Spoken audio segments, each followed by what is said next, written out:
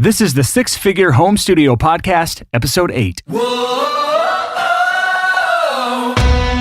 listening to the Six Figure Home Studio Podcast, the #1 resource for running a profitable home recording studio. Now your hosts, Brian Hood and Chris Graham. Hello and Happy New Year. Welcome to 2018. This is the first episode of the new year for the Six Figure Home Studio Podcast, and as long as I did things right, this should be January 2nd. So hopefully your hangover is over. Hopefully you didn't make any massive mistakes on New Year's Eve. And I know that although I'm recording this ahead of time, I probably had a very tame New Year's Eve because that's just how I am. Today's episode is all about figuring out what to do next when you are struggling. This is kind of like a rehash or kind of like an in-depth conversation about a blog article I put out last year called Why Most Home Studios Fail to Make It. And it's based off of something called the Home Studio Hierarchy of Needs. And if that sounds like jargon, if that sounds confusing, do not worry about it. We explain everything in the episode. But I think this really is one of my favorite episodes we have done so far because it covers so many different aspects of what could be holding you back from success in your studio. And it's kind of the 30,000 foot view of different things that could be hurting your studio or different things that could potentially help your studio. So I think a lot of people, no matter what level they are in right now, will take away something from this episode. And for many of you, this may be an eye-opener, a complete eye-opener of the things you are doing wrong right now. So I don't typically like to have negative type articles or negative type podcast episodes about, why you're failing or whatever. But honestly, these types of things are very important to know. So before we go into today's episode, you need to know one thing, and that is there are show notes for these podcast episodes. If you just go to the sixfigurehomestudio.com/8, you can get the show notes for today's episode. And it's important because we reference something that is visual. And I think it's going to help you if you can see what we're talking about as we're going through this. So again, that's sixfigurehomestudio.com/8. And that's the number 8, not spelled out, but just the number 8. So now here is the conversation between me and Chris. Okay, Chris, so I am a struggling home studio owner. I don't know why I'm struggling. I don't know what to do. I am beating my head up against a wall. What do I do? How do I figure out where to go from here? That's a good question. Essentially, what are the most important things that you need to do to run a home studio? And what are the quote-unquote best practices on how to build that up? Yeah, so where do you even start if you're struggling, or if you can't find clients, or you're not making any money from your studio, or you are just out of things to do, to try? Where can you turn to figure out what to do? And that is what today's episode is going to be about. It is a framework that is inspired by Maslow's hierarchy of needs. Chris, can you explain Maslow's hierarchy of needs quickly? I've read about Maslow's hierarchy of needs in like half a dozen different books. It's constantly brought up as this fundamental thing that you need to understand humans and why we do what we do. It's essentially a pyramid, and the base of that pyramid, the first thing that all humans need, that they need before everything else, is physiological. And that's, obviously breathing, food, water, sleep, pooping, etc. Yeah. And what he's saying is if you don't have the physiological needs in place, like you don't have water right now, that is going to be your number one concern before you worry about anything else in your life. It's getting those things taken care of: food, water, and then whatever else is involved in the physiological needs. And then what's the second step in the Maslow's hierarchy of needs? Yeah, once your physiological needs are taken care of, then you move on and you deal with issues of safety, security, employment, resources, etc. Yeah, it's like shelter and safety. It's like taking care of you, yourself, your family, and that actually kind of brings us to the next level in this hierarchy of needs, and that is the social stuff. The need for being loved, for feeling belonging, inclusion. And these are kind of, it's a foundational thing. So the first is physiological. So you need all the food and water and rest and health in your life. Then you need the security. And if you don't have that taken care of, you're going to be worrying about staying alive. If you're in a war-stricken area, that is the primary concern of a lot of people in those areas. If you were a caveman back in the day, that was one of your main concerns, is staying alive.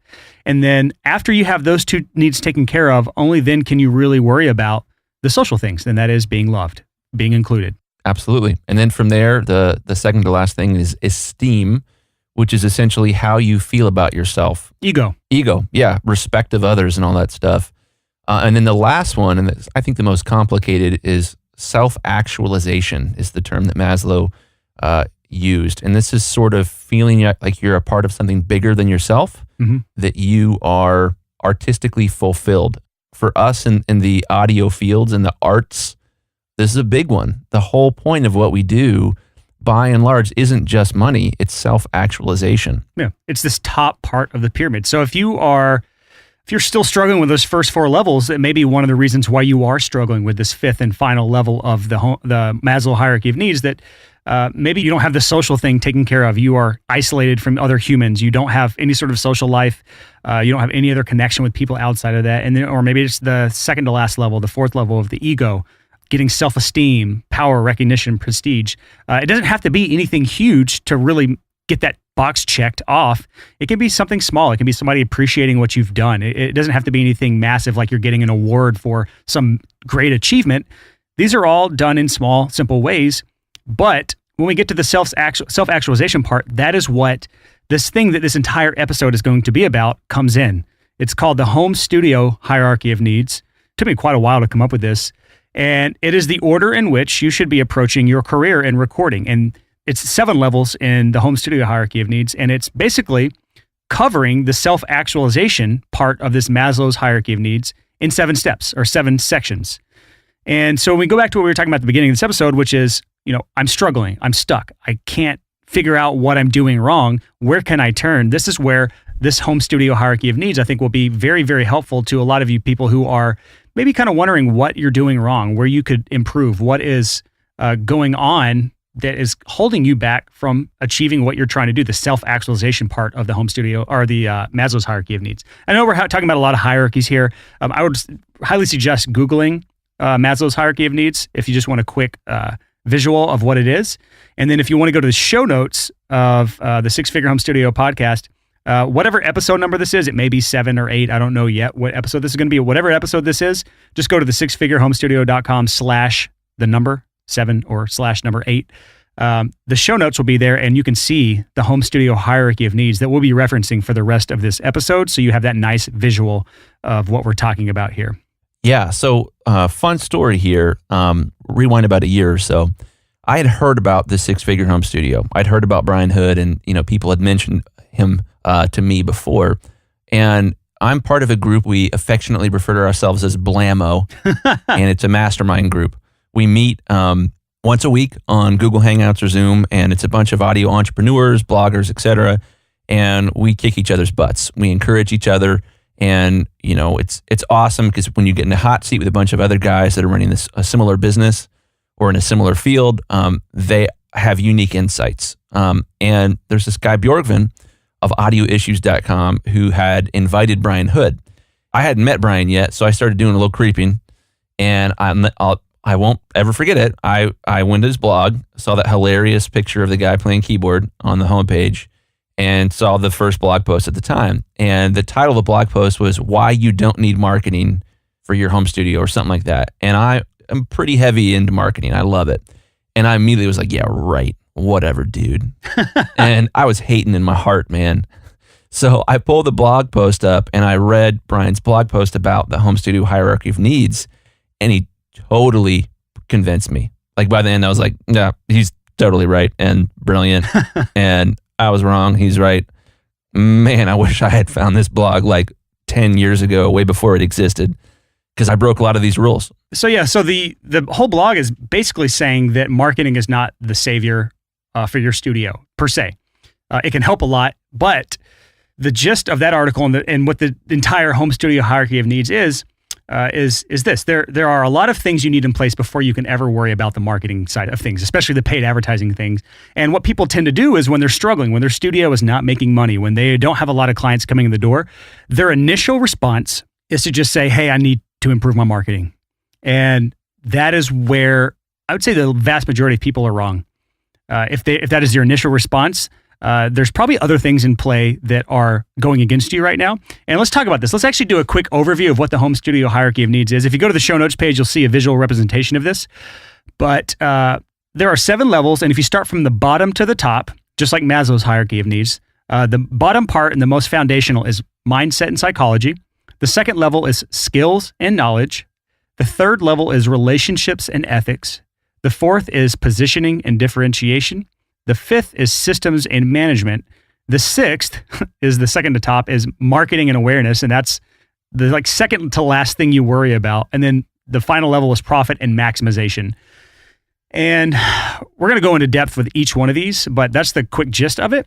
And as you see here, the sixth, you go to these in order of importance. And if you, for example, if you don't have mindset and psychology down, you can put all the money in the world into marketing and awareness, and you're going to fall flat on your face. So let's kind of start in the bottom here, Chris, and let's talk about mindset and psychology. Let me tell a story just in case people aren't completely tracking here. Sure. The thing that makes a hierarchy like this so beautiful is it's a great way to think about how to solve a problem and the steps that you need to solve a problem. That problem being, how do you run a successful home studio? So if you were in a boat trying to go across the ocean and the motor broke, and then a hole opened up in the side of the boat and the boat began taking on water. In this situation, would you try to fix the motor first or the hole in the boat first? The answer, obviously, is you're going to want to fix the hole before you worry about fixing the motor. And that's a hierarchy right there. First of all, the first requirement of boating is floating. So you want to get your floating down before you worry about propulsion, about moving forward. And that's what this hierarchy of needs is all about, of let's get the boat to float, then let's get it to float a little better, then let's get it to move forward, and then let's worry about which direction should we head. So the hierarchy like this is so important. And of all the things that I probably wish I could understand 10 years ago, because mostly for me, this podcast is about preaching to myself from a decade ago, when I was a struggling producer and had absolutely no idea what I was doing and didn't know it other than the fact that my bank account had no money in it. It's a good indication that you are struggling if the bank account is trending on the low side. Indeed. All right, so let's get in here at the very bottom level of the home studio hierarchy of needs, and that is mindset and psychology. What do we mean by mindset and psychology? Yeah, well, I think mindset and psychology is, not to immediately pull this card, but is the thing that's the most lacking. As a mastering engineer, I know tons of audio engineers, tons of mix engineers, and, I've gotten to know them pretty intimately because I'm working on projects with them. I'm becoming friends with them, and we're talking about, what they could have done better on a project, or how the mix could have sounded better, or why there's this weird song that the artist chose to put on the record. And it's the thing that I notice the most of, that their mindset and psychology about how they run their business is their biggest issue. And most of the time, any issue you have, I think, with skills and knowledge, relationship and ethics, all these other levels on Brian's home studio hierarchy of needs, most of them come back to an issue with mindset and psychology. And so more specifically, it's your mindset specifically, and the psychology is part of that, is part of your attitude. It's part of your outlook on life. It's part of how you react to everything in your life. It affects everything you do. And so if you're depressed, I'm not going to medically diagnose anyone or say anything about clinical depression, but I will say a lot of times it's a mindset thing. Not always, but a lot of times it can be that your mindset, your approach, your the way you see things in your mind, the way you see the world in your mind, may be a bit skewed in some ways. Yeah, one of the biggest mindset and psychology issues that I see is entitlement. Ooh, yeah. It's this idea that I went to school, I graduated, and now the world is obligated to give me money to do what I'm passionate about.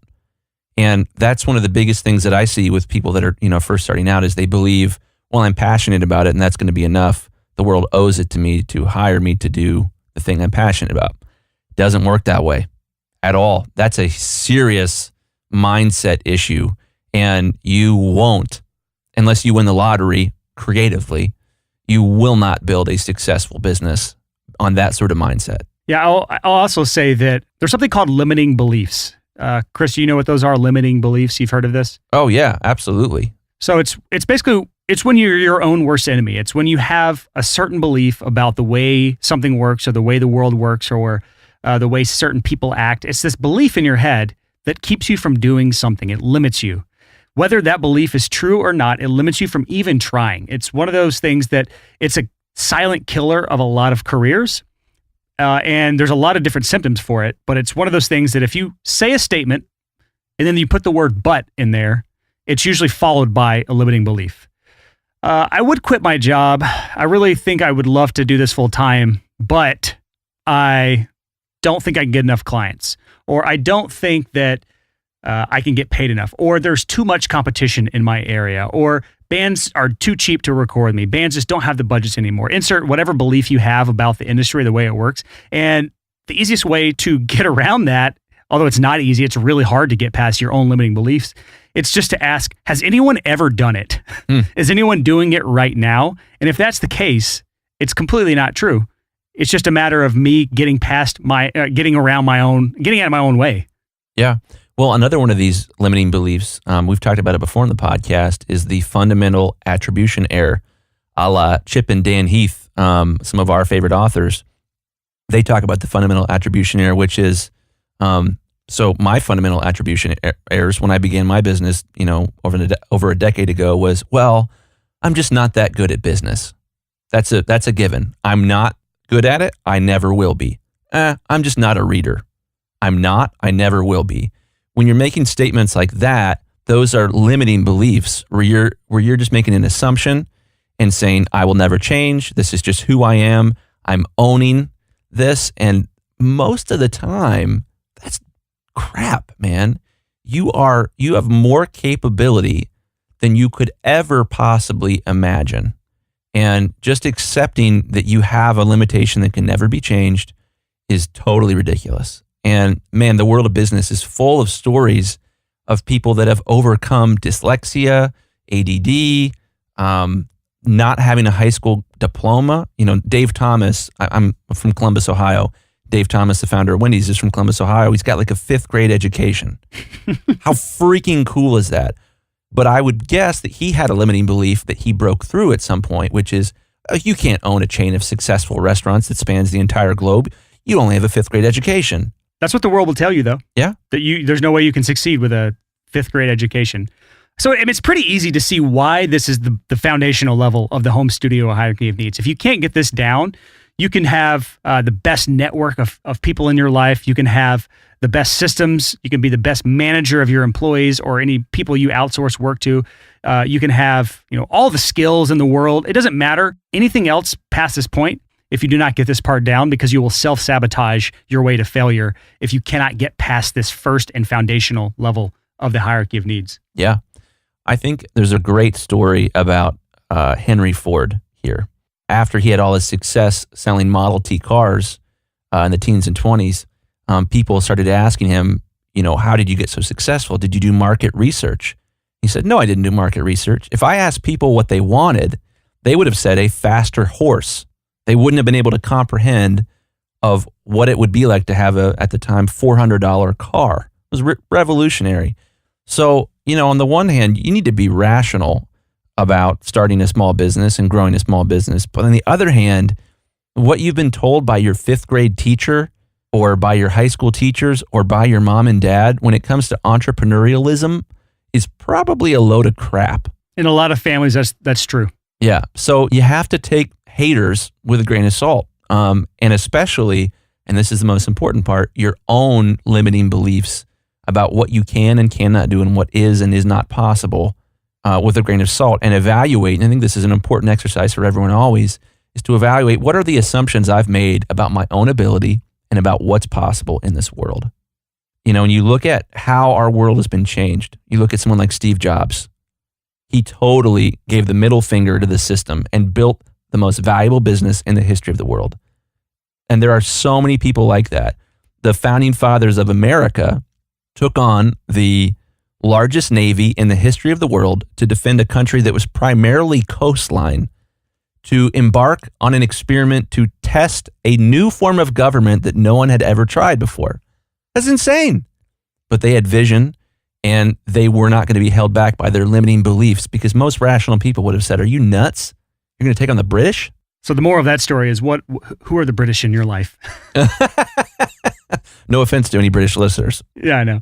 All right. So, we've kind of touched on the mindset and psychology part, why this is so important, why it's the bottom level of the home studio hierarchy of needs. But then now we get up to the second level. And this is the skills and knowledge level. And this is your ability to do what you should be doing. This is like, to me, once you get past the mindset area, you have to be good at what you do. It doesn't matter anything else in your business if you are not good at what you do. It does matter, but I'm just saying in the hierarchy of things, this is the hole to plug in your boat when your motor's broken. If the motor is marketing, your skills and knowledge are the hole that needs to be plugged. You have to be good at what you do. Yeah, and a great story on that. I love this story. And we can fly through skills and knowledge because this podcast really isn't about skills and knowledge. It's true. There's an assumption that you have some degree of that. So there's a great story about a dog food company. And the CEO of the dog food company had this dog food that he was trying to market. So he hired the best marketing firm in the world and the best graphic designers, the best PR company, and they marketed the heck out of it. It was on every channel, every newspaper, and sales didn't go up.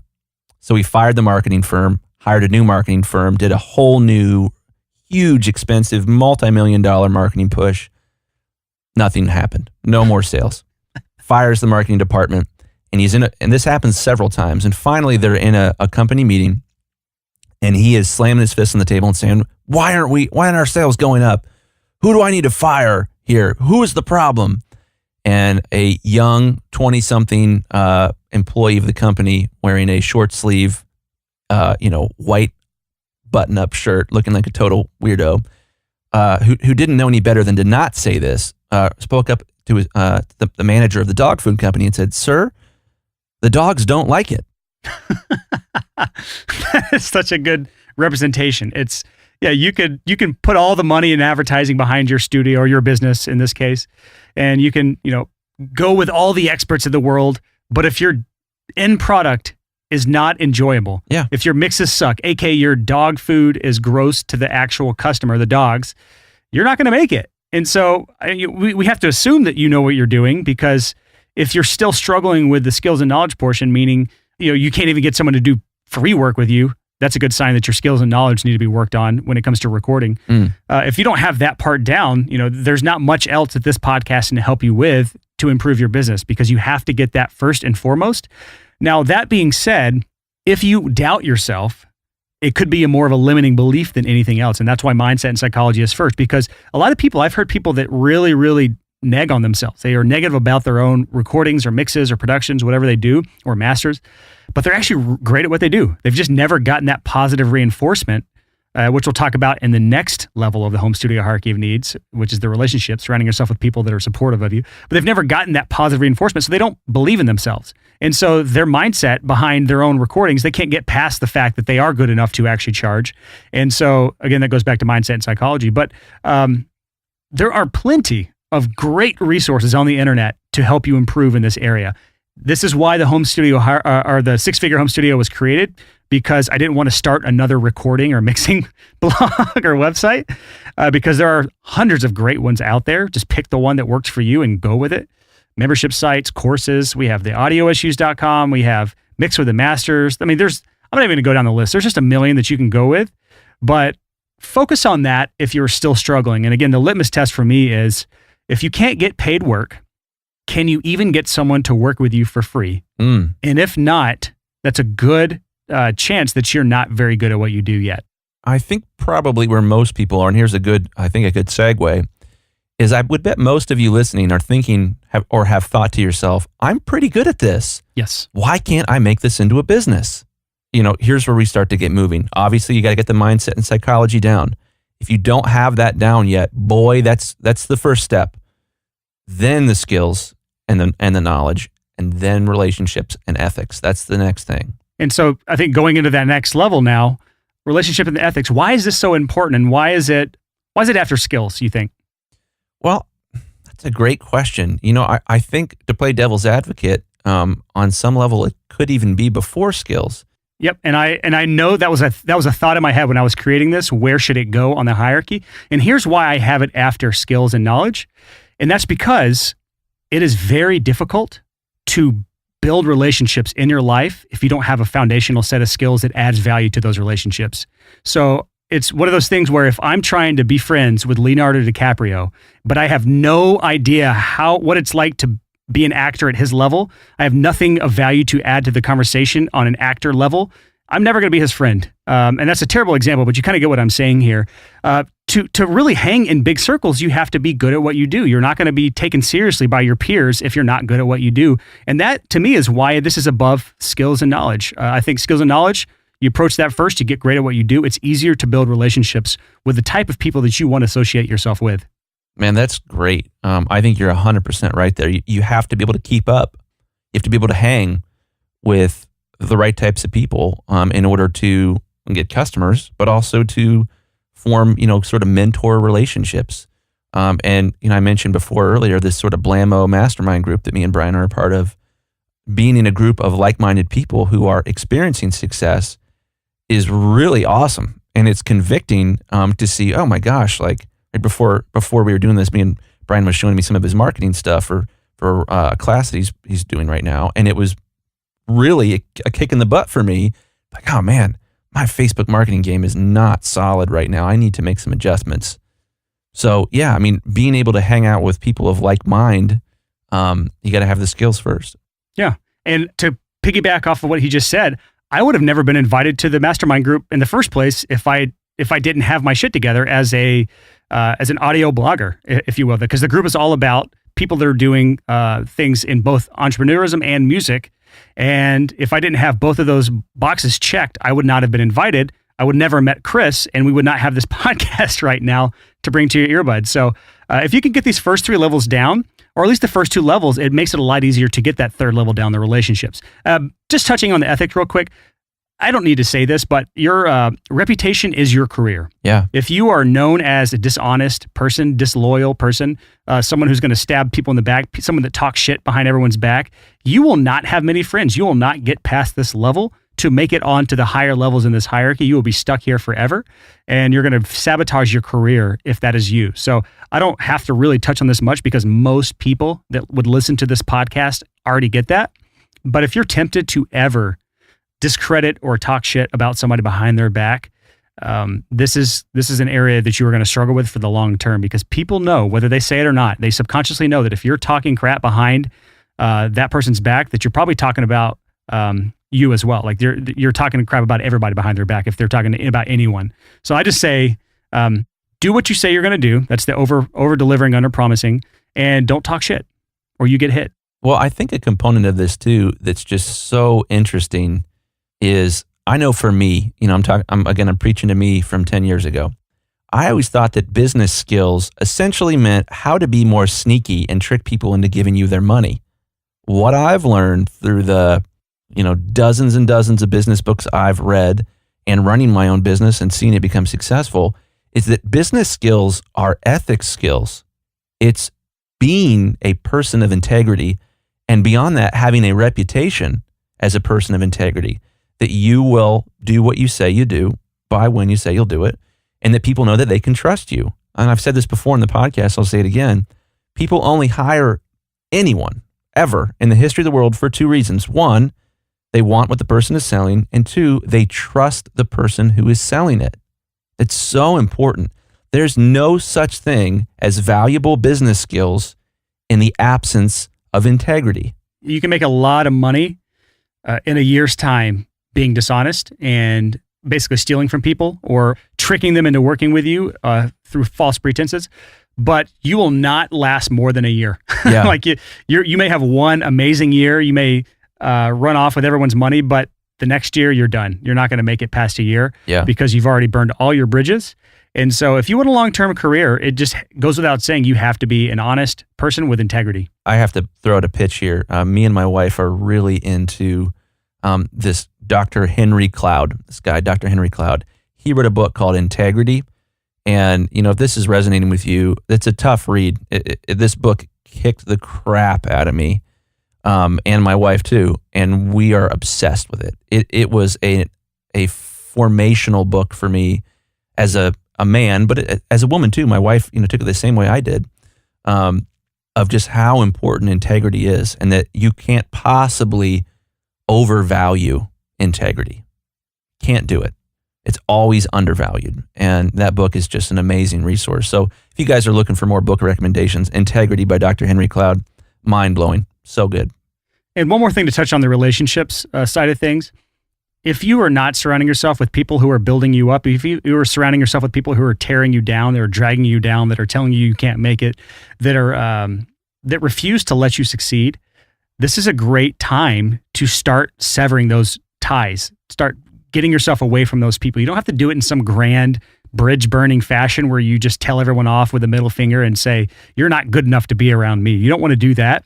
But you can start phasing those types of people out of your life. People that are not doing anything that is pushing their lives forward. People that are complacent. The type of people that just sit and binge Netflix all day long every day and don't do anything to build their future forward. Well, and more than that, our industry is notorious for this of if your friends who are audio engineers are only interested in having pissing contests, dump them. That's not what you need in your life. Being a great audio engineer, running a great home studio business isn't about comparing yourself to the next guy and showing off about how much of a man you are. No offense to any women that are listening, but men are notorious as audio engineers for it just to be about ego, ego, ego, ego. If you are ever a part of our mastermind groups on Friday mornings, there's none of that in our group. Nobody has that sort of mindset about their businesses. The guys in the group that have massive success and the guys in the group that are relatively new, they are on the same level as far as respect for each other. Yeah, absolutely. All right, so I think we've touched on relationships and ethics pretty well. Let's talk about the next level in the hierarchy. And just real quick recap, the bottom level was level number 1, mindset and psychology. The second level was skills and knowledge. The third level was relationships and ethics. And then we move into positioning and differentiation. This is where we really start talking about the business of running your business, which not to be confused with the series we just did, but this is where we start getting the business stuff, positioning and differentiation for your studio. Let's touch on the definition of positioning and differentiation because they are two different things with similar, that are always tied together in my mind. Yeah, well, I think they're very much related to this concept of niching down that you bring up so often. You know, when we get emails at podcast@sixfigurehomestudio.com, many of the questions we get are related to this niching down thing. How can I niche down? How can I own something where I am the guy for editing world music drums? I'm the number one guy for that. I always use the example. I know one or two guys here in Nashville. They are the go-to guys for pitch correcting vocals in a specific niche. One is country music. One is CCM, contemporary Christian music. They both make great livings. They just do that, nothing but that. But they are the guys who all the tracks are sent to for all of this in the city. And that is what I call a niche.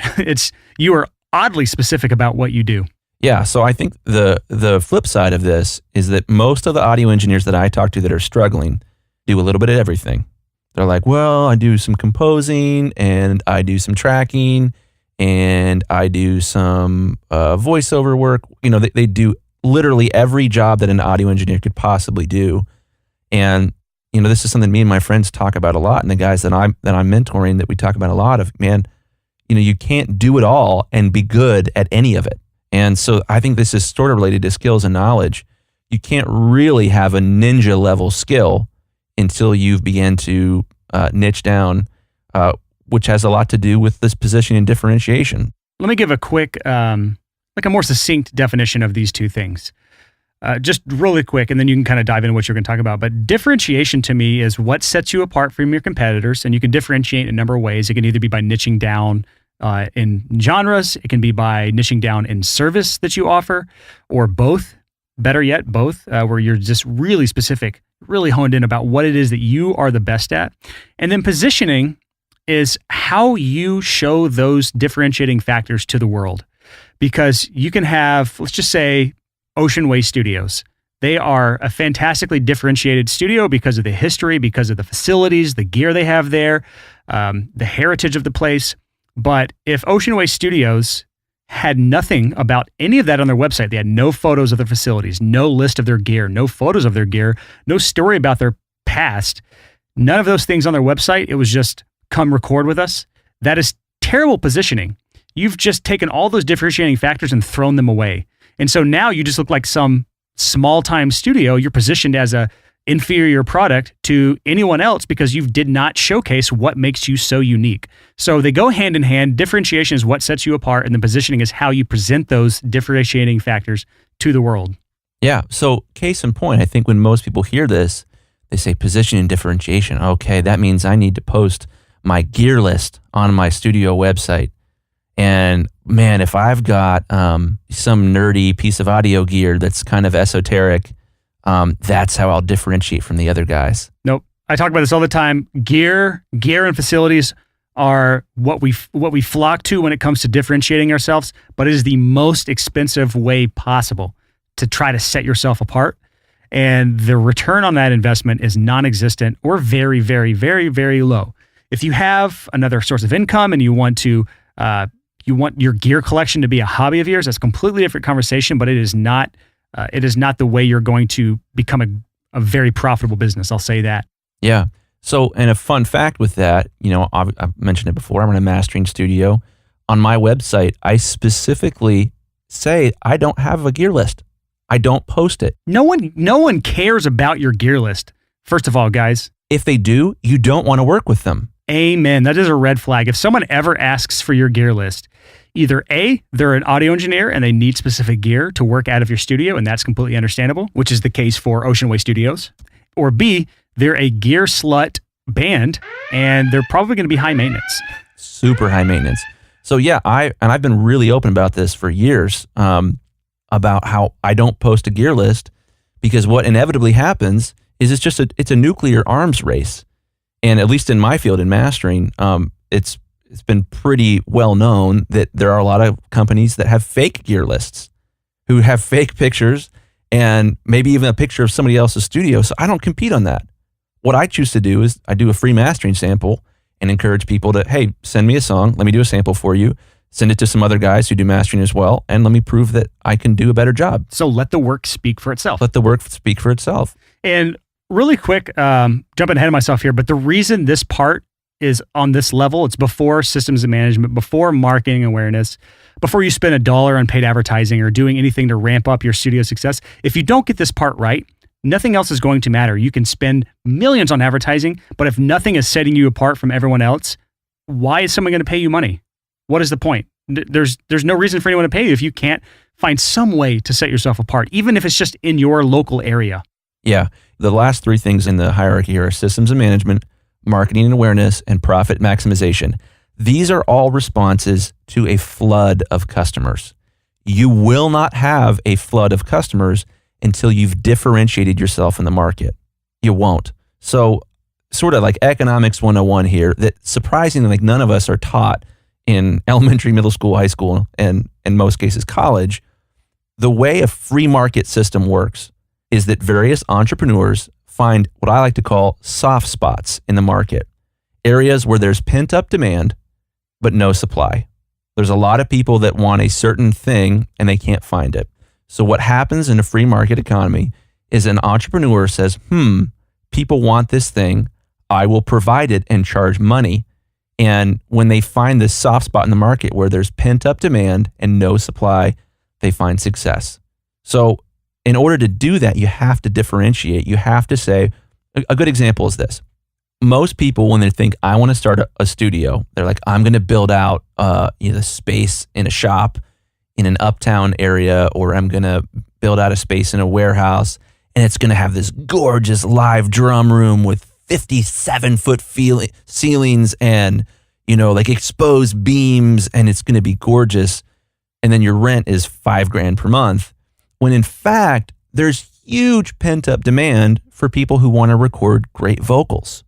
In most cities, there's huge pent-up demand for somebody who could walk into a very small studio. I'm talking 500 square feet or less, that's maybe just a control room and vocals are done in the control room. Or maybe there's one ISO booth. And if you've got a pretty decent vocal chain and you can mix pretty decent vocals, there's usually a soft spot in the market for that, because everybody wants great sounding vocals and it's the hardest thing to get. In places like Nashville, there's a massive supply of big, fantastic drum rooms that you can record drums and have all this gear to work with. And artists are moving away from real instruments right now. So the need for that is pretty low. So why would you want to spend all that money building out this massive facility that your overhead is $5,000 a month when realistically, go listen to the Spotify top 50 playlist. How many actual real drum tracks are in that top 50 playlist? And more importantly, when you have a big live room like that, every second that it goes unused, losing money that you still have to pay rent for, you're losing money on. That's a huge problem and a bad business move. You shouldn't have a giant live room unless you think you can at least have a client in there 5 times a week. So I think you understand why positioning and differentiation is so important. So let's move on to the next level in this hierarchy, and that is systems and management. This is level 5 in the home studio hierarchy of needs. When I'm talking about systems and management here, I'm talking about, with systems specifically, I mean, what are the things that you have in place to make sure everything is running smoothly? For example, if you have a flood of quote requests that come in through your website, are you equipped to handle them, to follow up properly, to make sure that no lead slips through the cracks and you're taking advantage of every single one that comes in and everything is going smoothly? Because the reason this is below marketing is because if you do not have systems in place to manage your leads appropriately, going back to our CRM episode, go listen to that. That was episode number 7, I think, or maybe 6. I don't know anymore. Go listen to the one that came out the day after Christmas. Maybe we should have a system to keep track of that, Brian. We do, but it's on a spreadsheet on another page. You are correct, though. We could improve our podcast systems now that we're on this conversation here.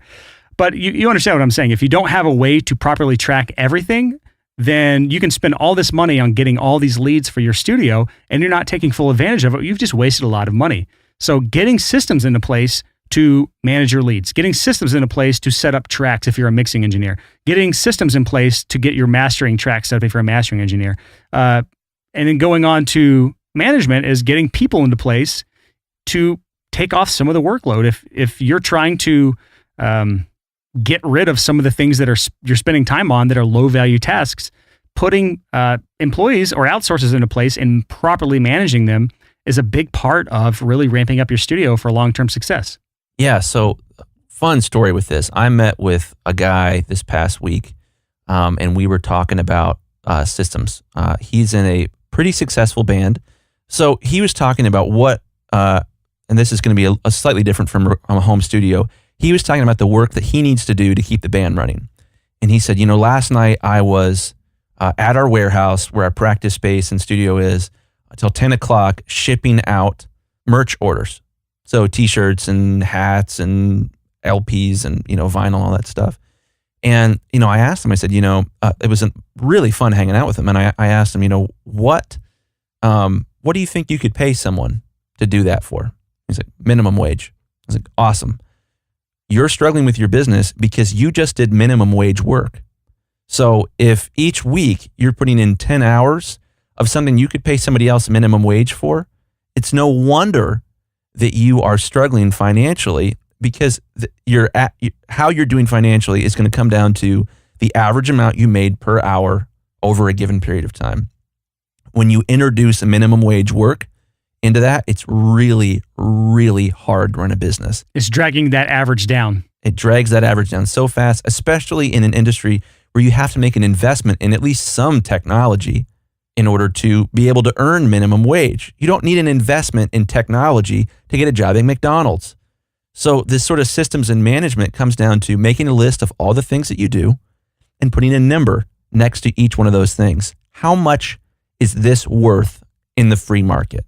How much could you pay somebody to coil up mic cables? If you spend, I doubt that you do, but if you spend an hour a day coiling up mic cables, that's an hour a day where you're making minimum wage. Or an hour a day sweeping up the studio or making coffee or what have you. One of the ways that you have to go through to grow a business is to make that list of all the things that you do, to spot the things that you could outsource to somebody else for. I doubt that you'd pay them minimum wage. You'd probably pay them a little bit better, but finding ways to avoid doing those things. A do not do list was the thing that me and this guy were talking about of how do you make a list of things that are holding you back. And if one of those things is taking a long time and you are making minimum wage, or in many cases, let's be honest, for most people in our industry, these things where you're making absolutely nothing. There's a nightmare story I heard one time about a guy that spent a week editing drums for a band that he had recorded. Then he showed it to him and they said, we hate it. We don't want any of the editing. He just did a week worth of work for nothing. Awful. Yeah, awful. Systems and management, I love this guy, but systems and management would say, hey, my system will be, if I've got more than one song and I'm going to do a significant change to it, I'll do one song, send it to the band, get their approval, and once I've got their approval, I'll do the rest of them. That's how I've done my mixing work for the past 8 years. When I have more than one song to mix, I mix one song, send it to the band. We get big picture stuff done. Do you like the drum tones? Do you like the guitar tones? Do you like the bass tones? And then once they have approved that, there are no surprises once I've mixed all 9 or 10 songs on the album. Yeah, so systems and management, this is a perfect example. A good system, if you are running a studio, is to not mix more than one song at a time until you've gotten approval from the artist. And that's just one example of dozens in our own businesses. We have so many that we couldn't even list them all right now. And a lot of it's just learn the hard way. Yeah, we wouldn't, but a lot of it's just learning the hard way. We're like, oh God, that sucked. What can I do to never let that happen again? This happens to me in Airbnb all the time. I have an Airbnb downtown Nashville. And if anyone ever contacts me for any reason during their stay, I'm going to figure out whatever I can to never have that happen again. I don't want to talk to any of my people that are staying there. And if they have to contact me, it's because I did not explain something correctly. I didn't have a sign or instructions where they should be, or there was something that I did not explain correctly along the way. And because of that, because of 2 years of ruthlessly assessing every single time they contact me to make sure they never do, I have instructions everywhere in the house on laminated paper, anywhere they could possibly ever need to figure something out the hard way. And because of this, I'd say maybe one every few months of those people ever talk to me. And that's amazing. It's awesome. Here's a good example of a system that I use in my mastering business. When I first started out, I would say, okay, you booked a song, you hired me to master your record. It's 11 songs. All right, well, send me the files. So they would send me the files however they wanted, not through my system, and they would be unlabeled. And then I would get an email from them that would say, here is our track order. And inevitably, they would use the song titles, which were very different than the file names every time. And I would have to figure out which song title related to which file name. And then I would open up the files in Finder, because I'm a Mac guy, and I'd put a number next to each file name. So it would be 01, song name, 02, song name, et cetera, et cetera. My life changed radically as a mastering engineer when I, on my upload form, started instructing people, when you send me your files, label them with your track order. So that's in your hands. So when you send me 11 songs, it should be 01 song name, 02 song name, 03 song name, et cetera, et cetera, et cetera. When I started doing that, I've been mastering about a record a day for a number of years now. That saved me several emails back and forth in many cases, and maybe 10, 15 minutes a day. Which is a lot of time. Over a week, that's an hour. Over a year, that's 12 hours. No, 52 hours. Good God.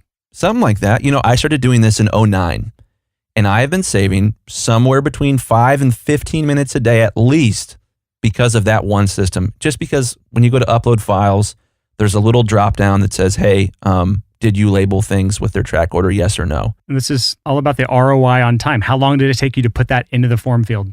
15 minutes. Yeah. So in 15 minutes or less, Chris can save you 50 hours a year. Yeah. Or more. It's little things like that. And again, these come back to my positioning and differentiation. I only do one thing. I only master music for people. That's the only work I ever do for a client. And it makes it so much easier for you to set up systems in your business to make it as efficient as possible. Exactly. So there are all these systems, when you've got the first set of the hierarchy done and you're starting to get repetitive work, you start to figure out systems. One popular system in some studios is they'll have a drum set and they leave the drum set up every day. And they leave the mics on it every day. And they leave them plugged into the same gear every day. And when it's time to record drums, the whole thing is sitting there. It's already set up. They've invested in enough gear to be able to have drums set up and ready to go so that they can record at any point in time. And that could save them 1 to 5 hours for every single project that they do when it would normally take half a day to set up drums. Yeah, it's huge. So there's all these systems. There is a gold mine in the systems. But if you're listening to this and you're excited about systems, or as excited as I am about systems, I love systems, but you haven't done these first 4 things, resist the urge to work on systems. You have to get everything else in place first so that you're getting consistent work that you can apply the same system to. It's super important to do this in order. But man, the systems thing, once you've got a flood of customers coming in the door, man, before I had systems, I almost lost my mind. It was so miserable to have so much insane work and variables in a project. Or maybe they labeled their files right, or maybe their files have been prepared properly, or maybe they sent me all MP3s in like 64 kilobytes per second. Like there were all these things where every project was sent in a totally different way, and it was just miserable and impossible to keep up with. It was only when I decided, I don't know anything about systems, but I am going to become a systems ninja so that I can do art for a living instead of having to untie knots with file labeling and file prepping and, asking all these questions of, I saw that you uploaded an extra song. What's going on there? There's so many things that you can do to create an amazing system for a business that can save you time every single day after that system's been installed. And here's the thing. This isn't a home studio thing. This is an all businesses thing. This is a foundational concept that every industry and every successful business in the history of business has had to work on. Amen to that. For sure. That's a guarantee. You can take that to the bank. So just a quick actionable for you guys that are listening, and girls, is when you encounter a problem, something happens that should not happen in your business, related to the studio or communications or something. If something happens that should not happen, stop, take 5 seconds, figure out what went wrong, and then figure out what you can put into place to ensure that never happens again. I'm going to give one quick example, then we're going to move on. Say I'm mixing a project and the files are a hot mess. It takes me an entire day to set up the session, to even start the mixing process. What can I do to make sure this never happens again? This has happened to me before. And so all I did was created one checklist for the audio engineer to follow on how to prep the files, how to label the files, how to organize the files, how to put the files in the right folders. And so when it comes time to actually set the session up, if I were to be doing it, which I don't, my assistant does it, but if I were to be doing it, I can do it quickly and efficiently with no frustration and very little time spent. And all it took was one simple checklist. Now that my assistant does it, all I did was I spent 6 hours one day creating a very detailed checklist for how to do my mix prep. And that has saved me hundreds of hours and increased my hourly pay by quite a bit just by implementing that system. So it's going to be an iterative process. It's an ever-changing thing. You're never going to have systems and management down perfectly. But if you do not approach it with the mindset that you are constantly working on systems and management, then when you get to this next level of the hierarchy of needs, level 6, which is marketing and awareness, you are going to wear yourself down and you're going to burn yourself out very, very, very quickly, or you're going to waste a lot of money. One of those two things. For sure. So yeah, I mean, we could do a whole episode just on systems and management. It's like one of my favorite things in the entire world because for me, I've got 3 kids. I've got a wife, family. My family is the most important thing in the world to me. When I have a system that allows me to save 2 minutes per day, that's 2 minutes with my kids and with my wife. So valuable to me. And this for you guys that are single and just sort of starting out and balancing a gig that you don't want, like working at a warehouse or something like that, with trying to start a business, your time isn't worth as much to you as it becomes when you're married, when you have kids.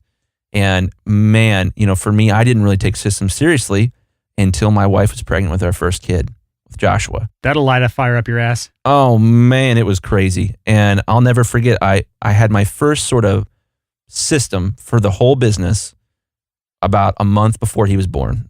He was born in October. It was done in September. And oh man, this is 2010. It was such a big deal that I wasn't working 90 hours a week or whatever it was, 70 hours a week. And all of a sudden could keep up and wasn't like mentally exhausted at the end of the day. And, it's constantly gotten better. Systems have constantly gotten better. Because when I come up with a system, two things happen. One, I get more time with my family. And two, I'm able to spend more time being relational with my customers, talking to them on the phone, hearing more about what their dream is for their record. That's the business, man, is I'm helping people make something that they've dreamed about making. And as my systems have gotten better and I've had more opportunities to call and just chat and make friends with a customer, a first-time customer, a second-time customer, whatever it is, that's fun. I love that. I finish a day energized when I've had a lot of phone calls talking to clients about, what it is that they're trying to do and how I can help them. So systems aren't about doing less work. They're about doing better work. So just to recap where we've taken you on this journey so far, we went through the first section, which was mindset and psychology. That's the first foundational level. The second level, which is skills and knowledge. The third level, which is relationships and ethics. The fourth level, which is positioning and differentiation. And then we just finished talking about the fifth level, which is systems and management. Again, if you want to check out a physical representation, a visual of the hierarchy of needs that we're talking about here, you can go to the sixfigurehomestudio.com/ whatever the episode number is, either 7 or 8 or 9, I don't know. Just put the number in there, and that will be the show notes for this episode, and there will be a visual there of this home studio hierarchy of needs. But now we're moving on to the sixth level in the hierarchy of needs, and that is marketing and awareness. We're going to kind of fly through marketing and awareness and profit maximization, the last two things, because there's no way that anyone's listened to this and thought to themselves, oh yeah, I got all 5 of those things down pat. You got some work to do, I'm sure. So here's the thing. Here's my advice to you. And I know you're listening to this podcast trying to pick up these nuggets of wisdom. Here's one for you. The best advice that I give business owners is this: schedule time to work on your business, not for your business. When I first started getting this all together, when my business started actually running well, it was because I read in a book that you should schedule time to work on your business, not for it. So I stopped taking client work on Wednesdays from noon to 5. Wednesdays from noon to 5 was only about working on mindset and psychology, skills and knowledge, relationships and ethics, positioning and differentiation, systems management.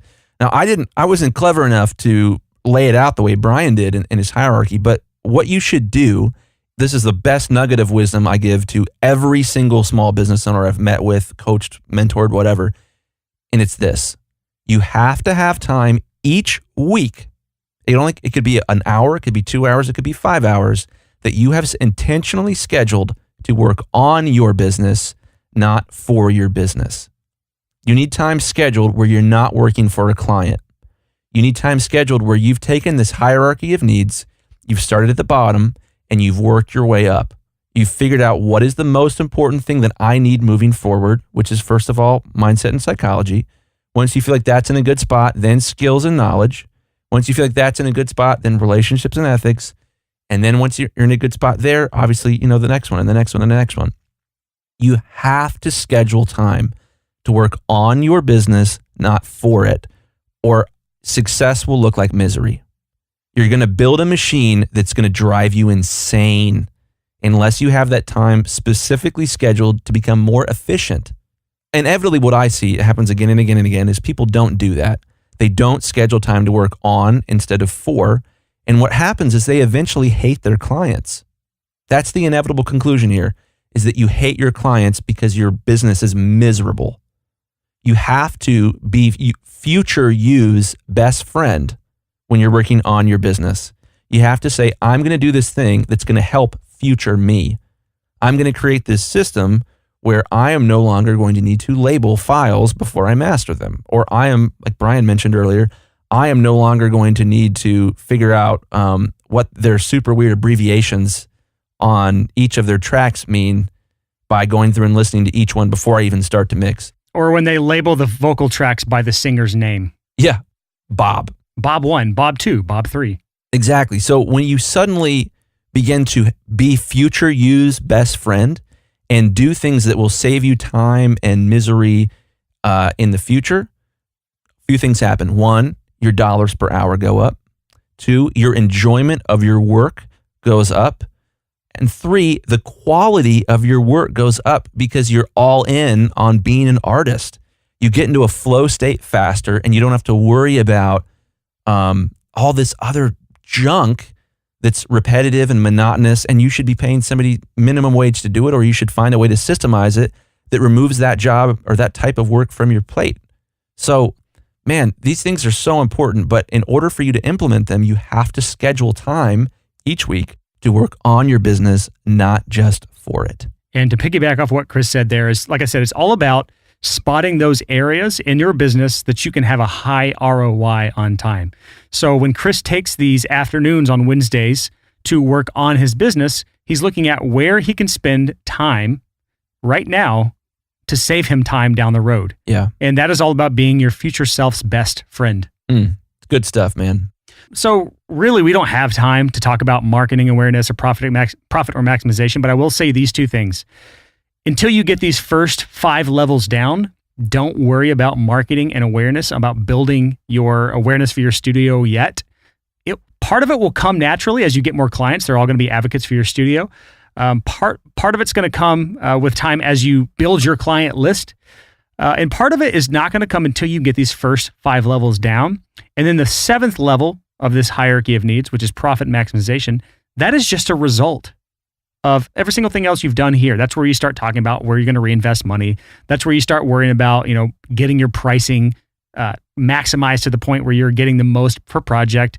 And the conversation changes from where can I find the most clients to how can I make the most use of my time to the maximum effort. The conversation changes, but very, very, very few people are at that point in their businesses right now.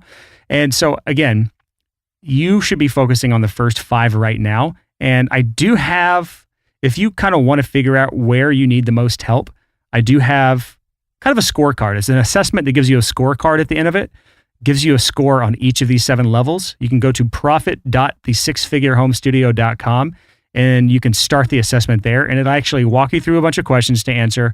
It'll give you a score, and then it gives you action items based on what your score is in each area. So your lowest 3 scores is going to give you action items to focus on right now.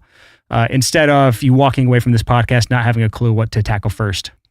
Yeah. So the thing that's been the most fun for me about this episode, I've really enjoyed this a lot, isn't like bragging that I've got all these things under control. I don't. I'm a lot farther along than I was 10 years ago. I'm a lot farther along than I was 90 days ago. What's fun for me about this is it helps me to rehash what I believe about what I need to do to grow my business, to be successful, to help people, and to generally feel good about myself. So these types of episodes are a blast for me to rehash, man, I need to work on this thing. I need to work on that thing. I need to improve on this. And so just to encourage you guys, it's not about whether you've done these things or not. It's whether you're moving in the right direction. And you never stop moving in the right direction. You're never going to get to a point where you're like, got it, done, moving on. I don't think anyone does. And if you do, that just seems real boring. I never want to be that guy. There is no end game. It's all about the journey you're taking right now. And as long as you're focused on these 7 areas in your business, it's going to help on your journey for that top level of Maslow's hierarchy of needs, which is the self-actualization part of your life. It's not going to be the end all, be all end all. I don't know what the hell you say there, but it's not going to be the answer to all your problems, but it will definitely help guide you in your decision making on where to focus your efforts. And really, that will get you further than what a lot of people would get without something like this to follow. Yeah. I think another concept on this too is anyone that's listening is probably pretty interested in what we're saying at this point, that you're trying to build a business and you want it and you're frustrated that you're not where you want to be. I would say another thing here is that trying to figure out how to apply what we have said and this hierarchy of needs is a high art. It's a creative endeavor in the same way that making a song is a creative endeavor, in the same way that producing a song is a creative endeavor. In my opinion, I've been in the arts for a long time, whether that was as a performing artist or a producer or for the last 10 years, a mastering engineer. And I find that this type of stuff, that business offers just as much opportunity for me to use my creative side as anything else I've ever done. Probably more. There's more possibilities. A business can change your life in a way that making a cool piece of art often can't. So I would encourage you, if you're listening to this and you're a creative, creatives are in an excellent position to do well at business, because business is primarily a creative exercise. It has to be, because you have to differentiate yourself in the marketplace in order to sell anything. If someone's going to hire you, you have to be able to say, well, I'm a good fit for you because I'm the best at X, Y, and Z. Or my competitors don't offer A, B, and C, and I do, and I know that's something that you want. That's why you should go with me. You have to be creative to come up with these things. And like I mentioned earlier with Henry Ford, if you ask people, what are your biggest complaints about transportation? Back before Henry Ford was around, they would have said, well, my horse gets tired sometimes, or man, he smells real bad and I have to keep him warm at night. They wouldn't have been able to describe, I wish I had a vehicle with 4 wheels and an engine that ran on gasoline. That took a lot of creativity on Henry Ford's part to figure out a way to bring a car to the masses. So there's a lot of opportunity to be creative with this and to use the same part of your mind that you're using to create music to grow your business. Damn, those are some wise final words from my man, Chris Graham.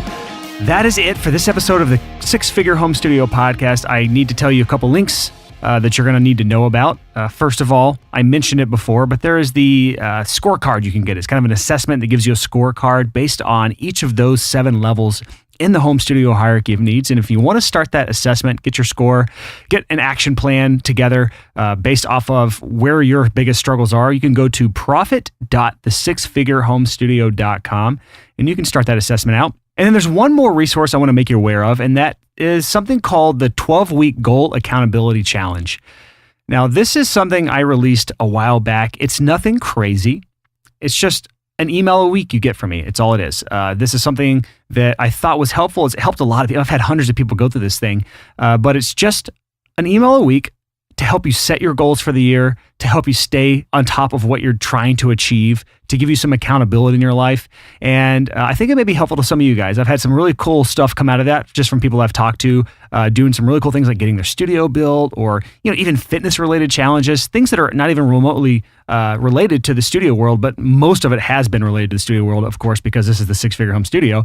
But if you want to start that 12-week goal accountability challenge, this is the great time to do it. This January 2nd, what better time to do it than the beginning of the year? You could just go to the sixfigurehomestudio.com/goals, GOALS. So I cannot even begin to explain how excited I am for 2018 as a whole, for not only this podcast, but the sixfigurehomestudio.com. We have a lot of cool stuff planned, and I think it's going to help a lot of different people. So I just want to thank you for being a part of that. Until next time, happy hustling. Whoa.